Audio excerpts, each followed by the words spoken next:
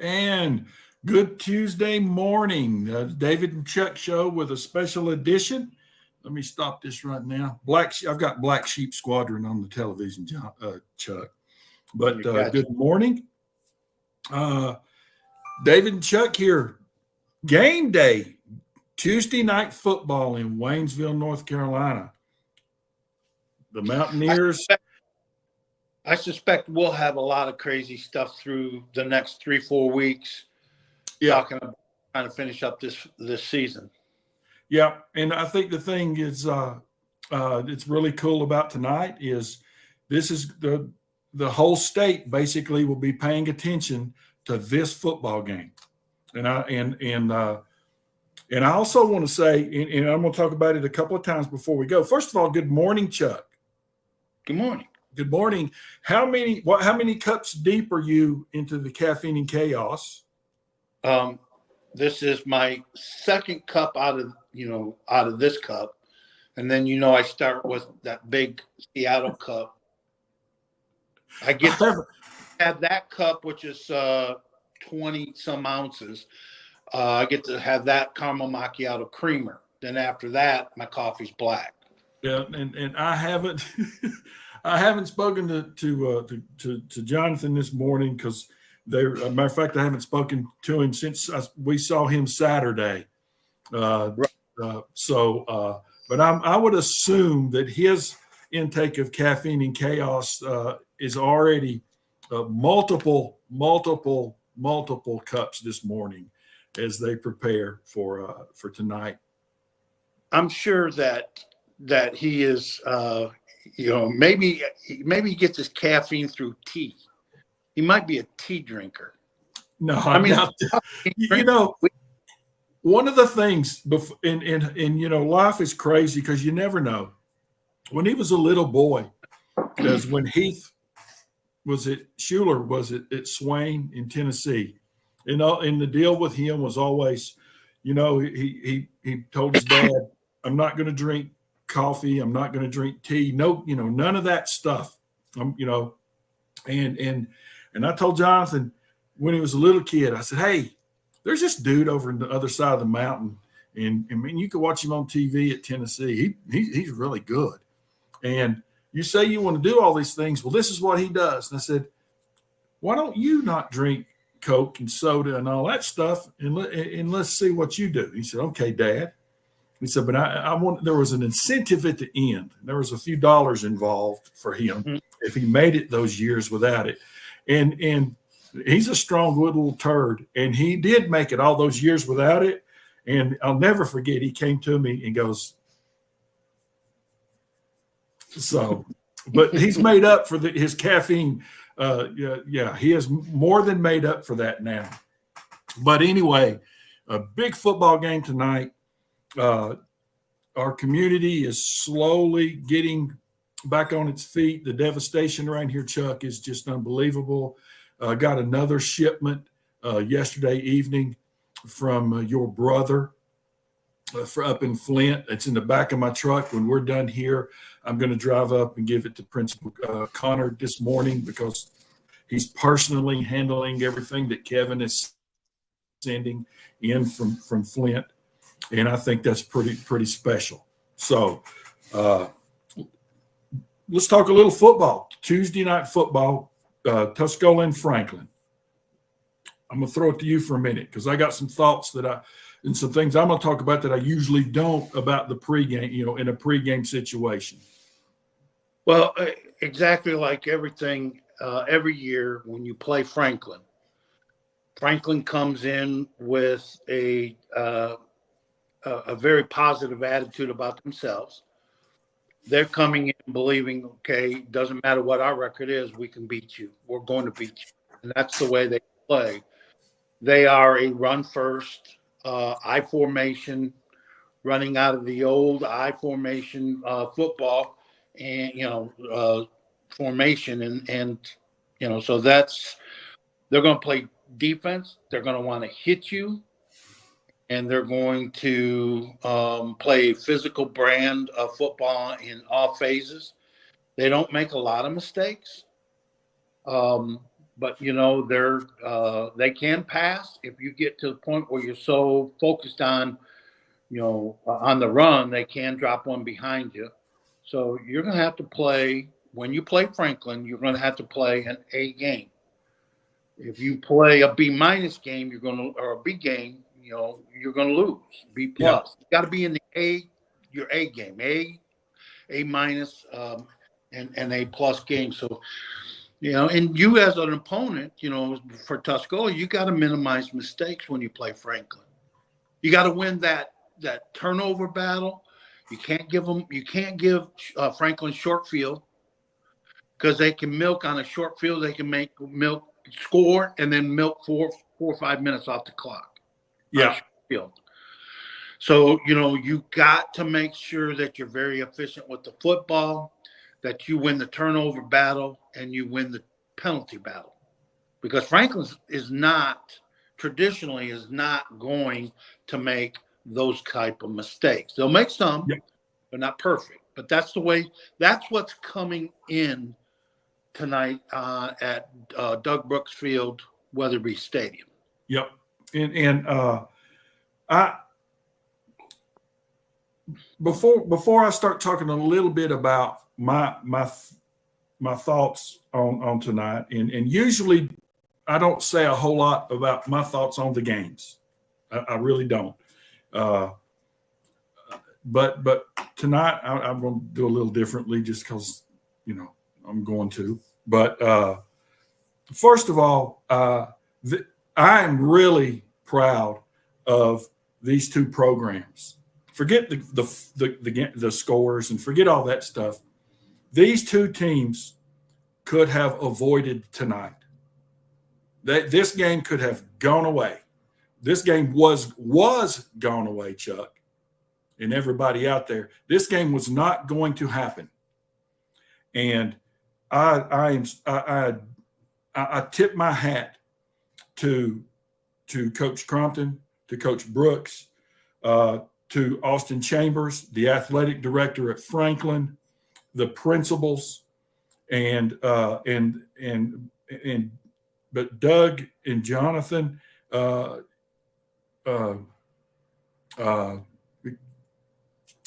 they were going to make this happen. They didn't want to avoid each other. It's not an ego thing. It's the fact that they wanted their kids. You're going to play a rival. You want to play somebody, and they did everything in their power to make sure tonight happened. These programs would have played their games on Friday night, last Friday night. They would have played Saturday morning if they had to. That's it. The respect for the game, the respect for their communities, the respect for these kids. That's pretty darn awesome, because this game was not going to happen. Right. And and how cool is that? Now, hey, one team might go in there tonight and just trash the other one and beat them by 50. But regardless of the outcome, I tip my hat to both of these programs. I had a 40-second conversation early in this process with Austin Chambers, and he said, we're going to play. I don't care. Jonathan doesn't care. Coach Brooks doesn't care. We're going to make this happen. We will play this game.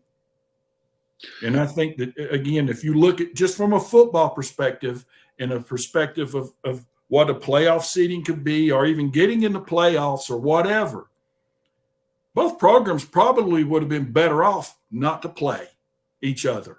Right. How awesome is that? How awesome is that? It's awesome. I, again, will reiterate that if you were to avoid playing this year, how do you face your team and your program and your fan base by telling them, well, we dodged Franklin in trying to redo this schedule? When you have schools that are not afraid, it's about playing, and it's about those kids, and whatever the case may be. That's how upset happens. I'll tell you this right now. Keep talking, Chuck. I'm running the business all at the same time. Keep talking. All right. I'll Well, be right back. You keep talking. okay. Talking to the, I guess we're talking to the screen, but the you know, Tuscola is by nobody's surprised. Tuscola is the underdog, and I think Jonathan, knowing Jonathan, not think I know Jonathan relishes the fact that he's the underdog. Now that guarantee a win, but the fact that he can do more with his team being the underdog than he can as a favorite, especially against a big, strong opponent, a physical opponent like Franklin. So again, because of Coach Brooks and Coach Crompton, from the time that hurricane hit the mountains, we're trying and arguing and bantering. I know of 3 or 4 conversations that Jonathan had with Chapel Hill. And it's a learning process. He learned the fact how this all plays out, but he was trying to get on a parking lot if he had to play somebody. And, these kids deserve to play. And let me interrupt real quick. And I can, again, Austin Chambers and the athletic director at Franklin, the same thing from Jonathan and Coach Right. Brooks for those two guys too. Right. Now, go ahead. I'm sorry. Right. And I know they're working in concert, the principal at Tuscola, John Austin Chambers, the athletic director and defensive coordinator, and Jonathan. But Jonathan was the one that was running point on this thing. He was making the phone calls. And then he and Brooks then started making the phone calls. And they were trying to get the rest of the conference to see how they were at. They were trying to juggle like 6 different balls in the air, trying to get everybody happy and everything. And when it came down to it, is that they finally got that opportunity. They're going to play everybody. And, the season was extended. And I think that Chapel Hill realized, and I say Chapel Hill, that's the North Carolina High School Athletic Association, saw the passion in both Coach Brooks at Franklin and Coach Crompton at Tuscola, how much they wanted to play. They made the argument that sold those people, and they said, okay, let's do it. Let's extend the season 1 week. And, so that's where we're at. We've done this before. The eastern side got the week extended. Remember when, Haywood County, teams made the playoffs and we had to finish the regular season and then be off a week, before, and let the rest of the East to catch up with their final game. So it didn't happen, by flipping coins, heads or tails. It happened by digging in on the phone, getting people on the same page, arguing with people, seriously, arguing with people. And, and I will say this, is that Jonathan and Coach Brooks realized there was a lot of devastation, and they weren't minimizing it. They were just saying, we got this group that we got to, because we're about ready to cancel their whole season, and there's no way to recoup it. And we don't want that to happen for our kids while they're helping out people and, and helping digging out and helping care for their own. So that is admirable out of those people. But yes, coming into the game, Johnson, Coach A is, what I know of him and how he's been, throughout the years, he relishes the fact. He doesn't walk away from it. He relishes the fact of being the underdog, because he was the underdog last year against Pisgah. If we recall, you look at the records and everybody, you'd be kind of delusional a little bit to say, well, Tuscola should be the favorite in this game. Mm-mm. And and it works out sometimes. So he knows you're going to get Tuscola's best shot against a very talented football team. Where that goes, I don't know. But yep. That's what you're going to get with Tuscola. So football wise, let's talk a little football. Franklin is 5-0 and 2-0, 5-0 overall, 2-0 in the conference. The Tuscola is 4-1 and 1-0 in the conference. Common opponents. Common opponents. They both played Swain, and they both beat Swain. Tuscola beat Swain 42-8, and Franklin beat them 35-7. Don't learn much there. They both played East. Tuscola beat East 37-7. Franklin beat East 48-8. So, kind of a toss-up, but you're just looking for things. Being played at 5 o'clock, something I'm sure I woke everyone up in our group text this morning, and I waited as long as I could to send it because I topped it out at like 4:40, but I waited till a little after 6 to send it, and then I sent you that one that says, "Hey, when you wake up, call me," which means I'm sending the text, "Wake your butt up." But yeah, but on paper, schedule-wise, now Asheville, the Asheville game for Tuscola, you look at it and you go, okay, it is what it is. But from week 2 to now, as far as schedule, common opponents, who they've played, the difficulty of the schedule is almost identical. Almost identical. They're pretty even. As far as that part is concerned.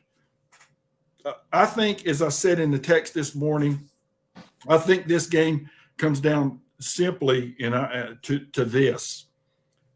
The 5 guys up front that are going to wear whatever and I did ask the question, what uniform are we going to wear tonight? Because I'm a uniform guy. But the guys with the T on the helmet, the 5 guys up front, and the defensively, our front 7. I think everything comes down to the offensively, the 5 guys up front, and then the front 7 on defense. Everything to that comes down to that, because I don't know much about their special teams, but I will say this: I think the advantage in the kicking game goes to Tuscola. And again, now I might walk out in pregame warm-up and go, okay, there's a guy that's equal to. But I haven't seen that this year. The advantage in the kicking game goes to the Mountaineers because Christopher Wells is a difference maker. And that includes the punting game, Chuck. I think that's really important. And in a game where you're playing a team that controls the clock, that runs the ball and wants to shorten the game, the punting game and field position is extremely important, and I give advantage Tuscola. And now, again, in warm-ups, when we do our pregame this afternoon, I will tell you from what I see in warm-ups if that changes. But going in, I do give the Mountaineers advantage because of Christopher Wells and the way that they do when on the punt game and the punt return game and the kick return game with Bo, I think is an advantage to us. Bo's done a hell of a job, punt return and kick return, every time he touches the football. So, special teams is a third of the game. I give the advantage there. So to me, front 7 on D, front 5 on O. It's a great analysis. I like. I can't argue with anything. I think it's spot on. That's the way that both coaches are going to look at this. Franklin as a whole has this attitude of when they come in the game, they're wanting to pound on you so hard. Every single play hits you so hard. Lead blockers, pulling guards, tackles, on tackles, that kind of stuff. The defensive side, they want to rattle your back molars. That's the way Franklin is. They want to break your will and make you quit and wave the white flag of surrender at some point in time in the game. Now, last week it happened early against North Tennessee. And a lot of times, Franklin in the third and fourth quarters breaks that will. They, opponents then start to, we're getting hit harder, and we're not, and they wave that white flag of surrender. Tuscola doesn't. I don't see Tuscola being that team that will ever wave the white flag of surrender. There's just that attitude of the team, whether they're the best team on the field or not. No, you're correct. Play hard. They're going to play hard, all the way to the end, and they're not going to concede anything. So this is going to be a very physical football game. Now, that's the way I see that, on top of what you brought to the table about this analysis. So here's something that I think is a factor. Then, what, expounding a little bit or a lot on what you just said, it's going to be physical. And how do you, from the perspective of the home side tonight, from the black and yellow, how do you control your emotions? Are you going to be the guy that is the guy that they see that retaliates? That's the second punk. They're not going to have fist fights, but I mean, it is going to be emotional. It is going to be physical. And how do you control your emotions? I think that's a great thing you just said about the physicality of what we're fixing to see. Now, how do you control your emotions? Are you going to be the guy that's going to do something that's going to cost 15 yards because you've lost your composure? I think that's a big deal going into tonight. All right. Yeah. There's a movie out there called Lone Survivor, and when they're, in that gunfight where, he said to the guys, we're fixing to get into one hell of a gunfight. Get ready. And then as they're going down and falling down the mountains and everything and trying to get away from the Taliban, the one guy hands the radio, he's going to go out and try to signal for help. He looks at the guy who's next to his side and says, never give up the fight. Never give up the fight. Yeah. And that's a SEAL mantra, is never give up the fight. So if you're in a game and it's not going your way, if your team's never giving up the fight, you've got to be excited about your chances of coming back. If you're in the lead against Franklin, then understand they will never give up the fight. So you gotta keep battling forward and trying to keep that distance as far as the lead. So no matter how you play or how the outcome of the game or the flow of the game goes, you can't give up the fight. And when the game is over with, you can accept the fact of whatever the results are. Yeah. And 5 o'clock here again, remind everybody, kickoff is at 5 o'clock. Right. It's school. Kickoff is at 5 o'clock. So from the perspective, again, I go back and we had a lot going on here at the office, but I've spent a lot of time just thinking about 3 games in 7 days, 3 games in 7 days, 5 o'clock kickoff. And I saw that documentary of my favorite sports team of all time, the 1972-73 Dolphins, and Coach Shula, when they played in the Super Bowl against the Redskins to go 17-0. He had gone to the stadium, the sun, and how the sun reacted, and how the sun was going to be during the actual game as it moved in the shadows and the glare and the sun in your eyes. And I'm thinking, like tonight, passing game, I'm glad because I put the weather report on our out, and I sent the weather report to you guys this morning. It's going to be partly cloudy. I think partly cloudy because of the way that the configuration of the stadium and the sun that can get in your eyes is a good thing, because in the passing game at that time of day, the sun would be a factor. Agreed. Weather, you got to know the weather report, and that also plays into the game plan by both coaches, Coach Brooks. And Coach Brooks, it doesn't matter if it's sunny, hot, cold, overcast. Their game is they're going to hand the ball back to a one hell of a back, and they got great front people up when they have the football, and they're going to tell you, here is where we're running. Yeah. Here is where we're going to run this play. And then they're going to come at you with all vengeance. So there's going to be a lot of confrontations in the interior lines throughout the whole late afternoon to early evening. So it doesn't affect them as much as it may affect Jonathan if he wants to air it out a little bit more, if he thinks that's the advantage. But I do see pregame, you know, and I don't talk about this guy much, but I do remember a conversation that this guy had with me, and Coach Fulmer was talking about. This was just an old SEC slobber knocker, and I'm anticipating to a certain extent tonight at CE Weatherby Stadium, Doug Brooks Field, an old SEC slobber knocker, and that's kind of fun. That's kind of fun. The old days when SEC, they get into it, and there's a one, as they said in that movie, Lone Survivor, they were in one hell of a gunfight. and that is what's going to happen tonight, a typical Franklin Tuscola battle. Yeah. And, sometimes the score gets away from the other team. Sometimes it doesn't. It's a close game. Tuscola's won their fair share against Franklin. So to me, it's, you have a coach who relishes the fact he's the underdog and wants that role. And he can do, like I said, he can do more with being the underdog than being the favorite. Yeah. And clearly he is, by all accounts, everybody, papers, and everybody's going to predict the game. They're going to predict Franklin the winner.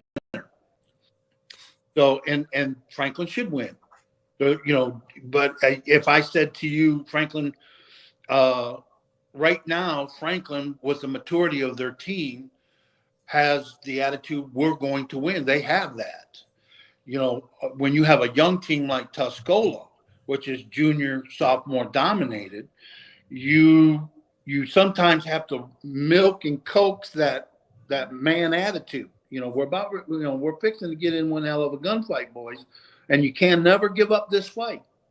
And so you want to see how that I think is where Johnson wants to see his team, where he can maybe correct things, is to see.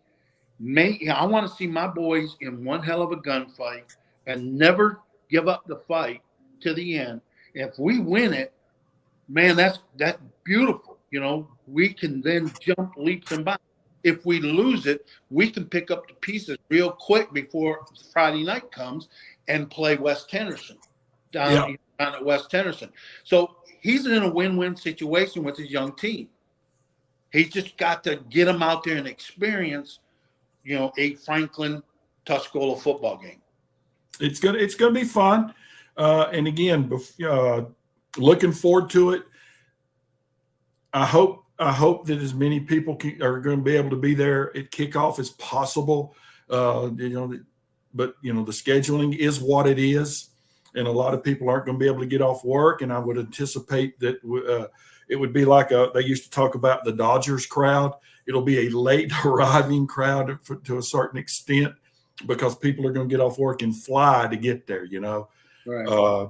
I know that from here on the car lot, I'm going to close her down at about 3:15, 3:30, and the service department that my brother Frankie runs for us will be open until 5. But if I'll be useless today, pretty much after noon anyway. But a couple of I apologize. A couple of housekeeping things. Our sponsors, local independent businessmen, Cronton's Auto Mart, Caffeine and Chaos, and Sutton and Sons Antique Mall. Folks, we are open. Maggie Valley is open. Waynesville is open. Please, please, please, please support these folks. Man, please. This has been a difficult time for everybody. It's been a difficult time for you personally and business-wise. I can talk and I can speak. For me, the craziness that I've had to go through just to be able to get inventory, because Chuck knows. I took off out of here last week and said, I'll call you guys later. And 2.5 days later, I was finally able to get back and call and say, well, I was able to find a way to get vehicles back. 2.5 days of working 18 hours just to get a route that was approved by Tennessee, North Carolina, and Virginia to get vehicles here. So I know how hard Ryan is working up there at Sutton and Sons. I know what John's doing at Caffeine and Chaos and his trucking company when they're out here helping folks. So please support your local businesses. We need it. And we're going to take care of you, and you're not going to get price gouged. So I wanted to make sure that I thank our folks, because they're amazing. They're amazing to support the program, to support this program and what we do. So just wanted to get that out of the way as Chuck is sipping on his Caffeine and Chaos coffee. Yep. I wanted the black one, but Coach A thought he had priority and seniority. He doesn't have seniority, so I had the away jersey. This is what we call the away cup. The black cup's the home cup. So, but thank you to Caffeine and Chaos. I can't wait to head up there, take the wife up to Cherokee and come in through the area and stop at Caffeine and Chaos. Maybe I can get them my favorite breakfast. We can call it the Deacon Championship breakfast. Is a homemade oatmeal pie with black coffee. Oh, that will happen. They are those people. That will happen. I would love that. The Deacon. So finally made it to the bright lights. So here's what we have: kickoff tonight at 5:00 at historic CE Weatherby Stadium on Doug Brooks Field at 5:00. Turn right around. Have a day, 2 days to prepare, and we're out at Mills River to play the Falcons of West Henderson on Friday night, regular kickoff time. So it's going to be a busy week. Chuck and I will be back for our pregame this evening from the stadium. We'll have our Thursday David and Chuck show. Hopefully Peter's going to be with us. And by the way, let's talk something real quick before we get off here. Besides football, none of us want the Yankees to win. Correct? No one. Now look, I know we have Yankee friends. We have friends that like the Yankees, that are listening to us, that are going to listen to us, that watch this. And I know they walk around in their little Yankee hats. You are the evil empire. Hold on. Okay. Oh, Tuscola's Mike Gentry, he loves his Yankees just as much as you love the Orioles and I love the Tigers. So he is one of those guys that proudly is walking around with his New York Yankee hat on. Oh, come on. I know it. Oh my God. Oh, is it, again, the only time that I ever cared for the Yankees, when I was a kid and a teenager, is when Mr. October, the man, the legend, the man, Reggie Jackson, played those 5 years with them and led them to 2 world championships, because he stirred the drink. He was the straw that stirred the drink. He was the man. Yes. Look at Chuck. Chuck won't talk about him. No. Chuck's face is turning red because he knows. Mm-hmm. Let me watch this. Hey, everybody watching. You want to see Chuck almost? I don't want him to have a stroke, because we don't want any more heart problems. No. But watch when I say, I'm gonna get real close and I'm gonna say, hold on. Bert Campaneris. You're evil.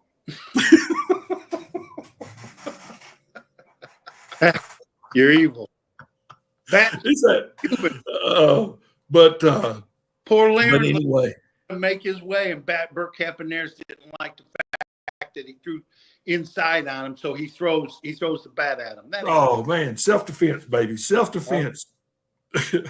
But hey, I do want to bring up before we get up here, because you know him, Buddy Lefford, the last of the old guard that took care of the rival Pisgah High School passed away on October 11th, on Friday. He was in his 90s, but that old Yes. guard that painted the old fields and did everything and sat up in the corner, they're all gone now. Yeah. So, Yeah. And you knew him, you met him. He ran the press Absolutely. up there, help doing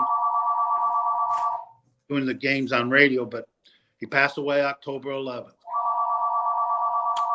Hold on just a second. Can you grab that, Stephen? Please. Hold on just a second. Yeah. Still trying to, you still gotta run the business. But anyway, yeah, really good man. Really good man. And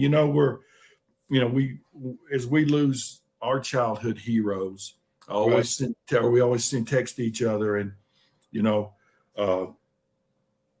I get a little, you don't get as emotional as me. Yours is pretty much, well, we all going to die sometime, Right. But we're losing the good people. Right. We're losing these folks that are the history of what we do, and we're not, we're 3 weeks away or so from talking about that game, but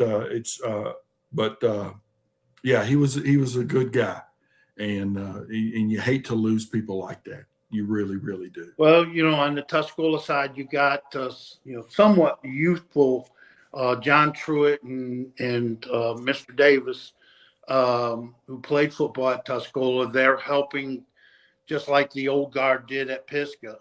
So I don't know, when I always ask that question, what happens to Pisgah's support when the old guard goes, because they did everything.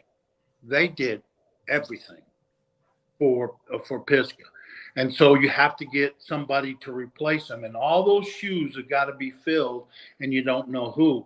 But you got guys like you and Mr. Davis and Truitt and Willis, guys that I know that are all in support and are at the games in support of Tuscola, that help out. Just like John Truitt's dad gave money for the black helmets. He wanted the black helmets. When he passed away, the money was given to him to have the black helmet. Yeah. And, so it's things like that you look, but eventually, as you just said, we all pass away. Who steps in and fills the shoes? Yeah.